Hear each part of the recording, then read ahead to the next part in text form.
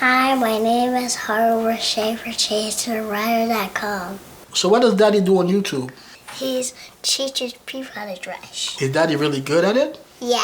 Yeah? Yeah. Okay. I won't be able to do this forever, man, so somebody has to take over when I'm gone, you know what I mean? Intro.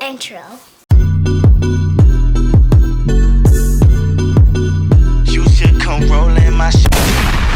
These kids are really trying to take my job, man. First he was Chase, then he was Ryder, and now it's Harlow. Yo, what up? My name is Vladimir Riché from ChaseTheWriter.com. In this video, we're going to talk about 14 accessories that every stylish man should have. Let's go. The first accessory is a tie. And I know not everyone wears a tie or likes to wear them, but there's going to come a point when you have to attend something and you have to wear a tie. So in this case, I recommend a black grenadine tie. Shouldn't be a surprise to anyone. I talked about the black grenadine before, and to me, that's one of the most versatile ties that you can have. The last time I brought it up, a lot of people also brought up a navy as opposed to black, and I'm cool with that. If navy is your thing, definitely go with a navy tie. Personally, I have both the navy and the black, and the black gets a lot more wear. As you can see today, I'm wearing the black right now. And the reason why is because I feel like the black goes extremely well with charcoal gray, which is a color that I wear a lot. It also goes really well with a navy suit like I'm wearing right now. For example, I wouldn't wear a navy suit with a navy tie. That whole monochromatic is really not me. I don't like that look at all. So therefore, I feel like this tie goes with every single suit jacket that I wear. And what makes the grenadine tie so great is the texture. That makes it a little bit less dressy than, let's say, a full silk tie. Although grenadine itself is silk, but it's not like a plain silk tie. It has some texture to it. The second accessory that every man should have in their collection, I also happen to be wearing one today, and that's a white pocket square. This may sound a bit contradictory because not too long ago I was telling you guys you should experiment with colorful pocket squares. I wear colorful pocket squares 90% of the time, but that other 10% I wear a white pocket square. Now, if you go into a job interview, for example, you should opt for a white pocket square. If you go into a wedding, you should opt for a white pocket square. And also, a colorful pocket square is a lot harder to pair with your ties versus a white pocket square pretty much goes with every tie that you have. Once again, I do recommend a colorful square over a white pocket square, but the white pocket square is the most versatile pocket square there is. If you're only going to have one pocket square, it should be white because it's going to go with every tie that you have. Number 3 would be a scarf. There are many options when it comes to scarves. You can do a solid color scarf, you can do a strap scarf, but me personally, all my scarves look like they're telling a story. They all have prints on them, and even though I like for everything to flow, but my scarves always stand out. People always comment about my scarves and my coats. In the fall and winter, those are two cheat codes really, your coat and your scarves. And what I mean by my scarves always tell a story. For example, this one. This one is a wool and silk combination from Shibumi. I believe it's 70% wool, 30% silk. It has some samurais on it. It has some leaves and trees. It's just a really beautiful scarf, man. And whenever I put this scarf on or any other scarf that I have, they always get a lot of attention without me trying too hard. I'm just wearing a scarf, you know what I'm saying? And I know men don't have as many accessories as women do, but wearing a beautiful scarf like this is something that I would always recommend. Number 4 is a pair of suspenders or braces as they call them overseas. Now, one thing that's different with this accessory compared to the rest is that it's not really supposed to be seen. It's really there just to hold your pants up. But of course, sometimes your jacket comes off and people will see your suspenders. One thing that I would recommend with suspenders is depending on the season, that's what determines which suspenders I'm going to wear. In the spring and summer, I wear silk suspenders, and in the fall and winter, I wear box glove suspenders. I feel like because they're heavier than your typical silk suspenders, and when you're wearing heavier clothing along with heavier suspenders, it just makes sense. But not every man wears suspenders, so if you want to sub that out, you can replace that with a belt. The only thing with a belt is it has to match your shoes, so therefore you're probably going to need more than one, maybe a black one and a brown one. But yeah, that's definitely an accessory that every man should have because you have to keep your pants up somehow. And suspenders to me are the best way to hold your pants up because they hold your pants from the shoulder as opposed to the waist, and you don't have to adjust them throughout the day. So suspenders, accessory that every man should have. The 5th accessory that every man should have will be a timepiece. When it comes to tailored clothing, I only recommend that you wear a dress watch. You don't want to be wearing an Apple Watch, or you don't want to be wearing like a chronograph. The funny thing that always happens is every time I bring this up, somebody always pulls James Bond out their ass talking about he wears a diver with a tuxedo. There's only one James Bond, fam.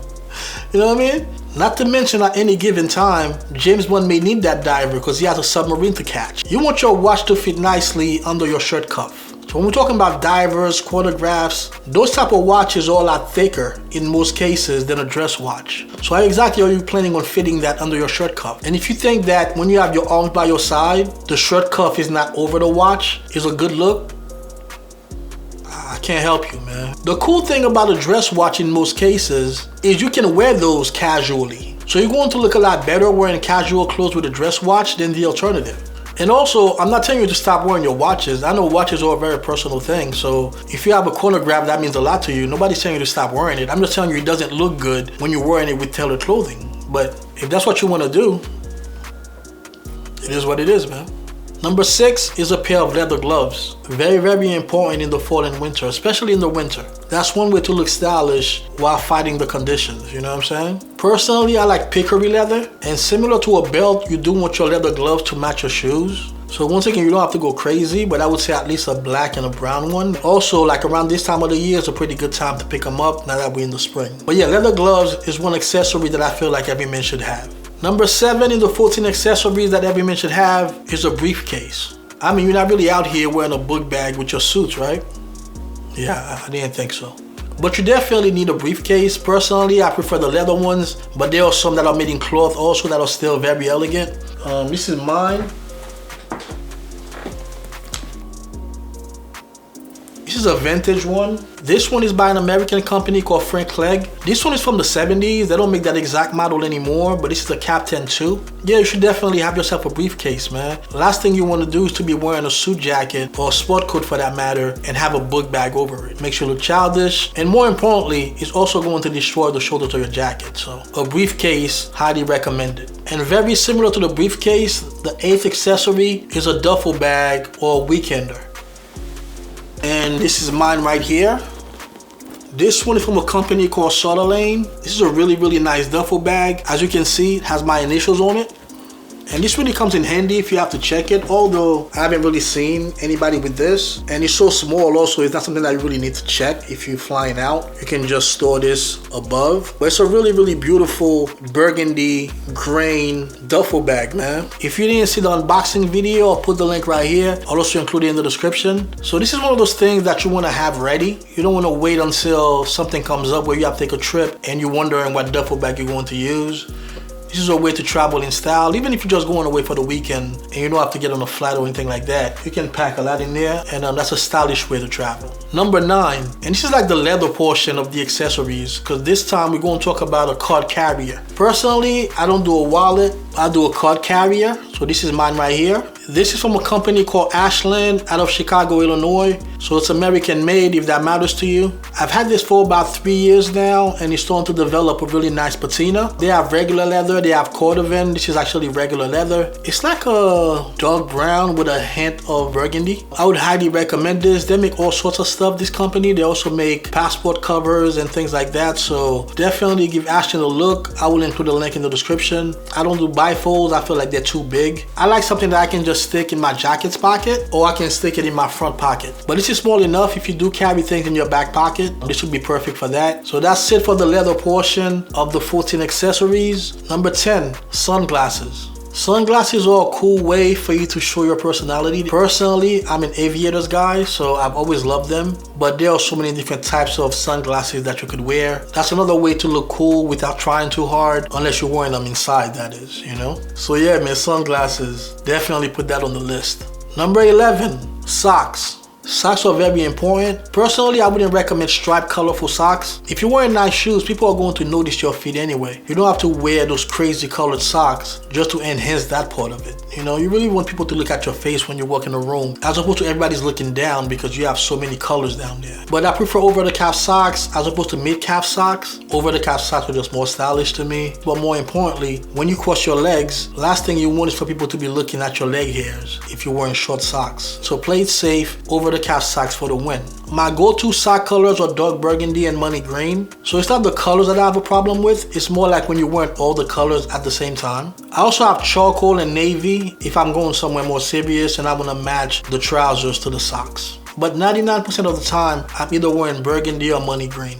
Number 12 is a sleeveless cardigan. A sleeveless cardigan is a way to use layers and also look stylish at the same time. And the only thing when it comes to cardigans, just make sure you're not buttoning the bottom button. Come to think of it, I usually only button like 2 or 3 buttons out of my cardigan. But whatever you do, man, don't button the bottom button. Almost done. Number 13 is a wooden stick umbrella. These are little things that you can do to really up your game. I remember when my wife got me one for Christmas, I couldn't wait for it to rain. Actually, it didn't even have to rain. All I had to hear was there was like a 20% chance of precipitation. The wooden stick umbrella was coming out, you know?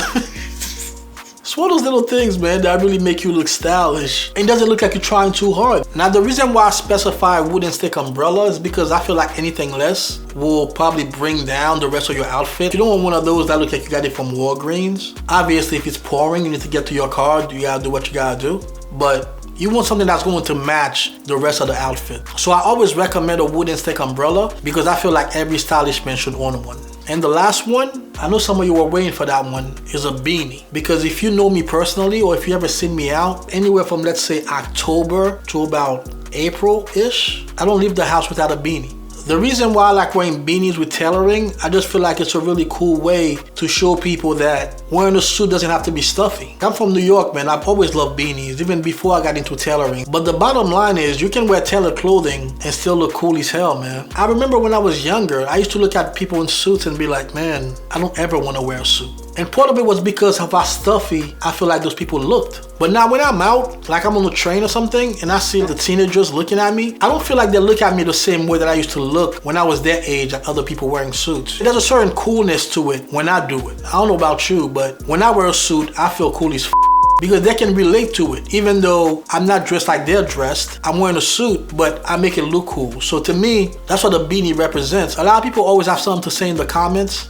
Never in person though. Whenever they see me with a beanie on and a suit. If you don't like it, you don't like it, that's you. But this is something that I recommend in the fall and winter to keep your head warm. And wrist check, this is my 1970 vintage Grand Seiko. Here's the 6145-8000 to be exact if you're into watches. So these were the 14 accessories that every stylish man should own. Hit the thumbs up if you like this video. Subscribe, or everybody gonna think that you're a hater. And I'll catch you in the next video. Peace. Which one is your favorite brother? Chase. Chase? Why? Because Ryder makes me cry all day. Oh yeah? What about mommy and daddy? Who do you like the best? You.